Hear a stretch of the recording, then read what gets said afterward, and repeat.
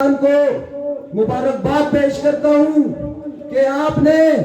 عوامی حقوق کی خاطر جو جنگ شروع کی ہے، انشاءاللہ تعالی یہ جنگ کسی ایک فرد واحد کی جنگ نہیں ہے، یہ جنگ شوکت نواز میر کی جنگ نہیں ہے، مگر میں آپ کو یہ بھی بتانا ضروری سمجھتا ہوں کہ اللہ پاک نے شوکت نواز میر کی صورت میں، مجتبیٰ بانڈے کی صورت میں ایسے نوجوان آپ کو دیے ہیں کہ آپ کے حقوق کی خاطر یہ آج سڑکوں پہ نکل آئے۔ آپ سب لوگوں کا یہ فرض بنتا ہے کہ آپ کی پشت پر نیلم ویلی کھڑا ہے، آپ کی پشت پر جیلم ویلی کھڑا ہے، آپ کی پشت پر کوادہ ویلی کھڑا ہے، کھابڑا کھڑا ہے، اور جدھر کا آزاد کشمیر کا حصہ ہے وہ سب لوگ آپ کی پشت پہ کھڑے۔ اب زندہ دلان مظفر آباد نے اپنا فیصلہ 31 اگست کو دینا ہے۔ آپ کی پشت پہ نہ کہ مظفر آباد ڈویژن بلکہ پورا آزاد کشمیر کھڑا ہے۔ میں ان حکمرانوں کو، میں ان مشیران کو، ان افسران کو واضح انداز میں یہ پیغام دینا چاہتا ہوں کہ 31 اگست کو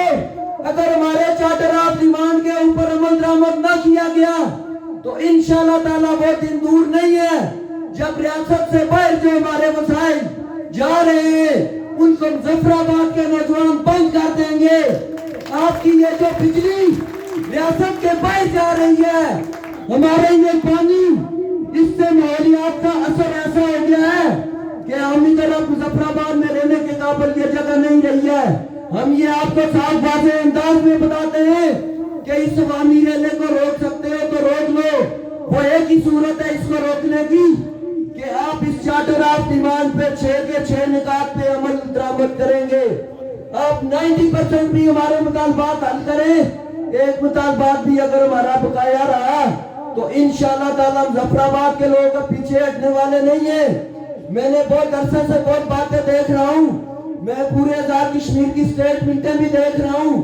وہ لوگ گلہ کرتے ہیں دیگر آزاد کشمیر کا لوگ، اور ان کا یہ گلہ جائز بھی ہے کہ مظفر آباد بیس کیمپ ہے، مظفر آباد دارالحکومت ہے، مظفر آباد کے لوگ کیوں نہیں نکلتے؟ کیا ان کے پاس پیسے زیادہ ہیں یا کیا یہ سہولت کار لوگ ہیں؟ مگر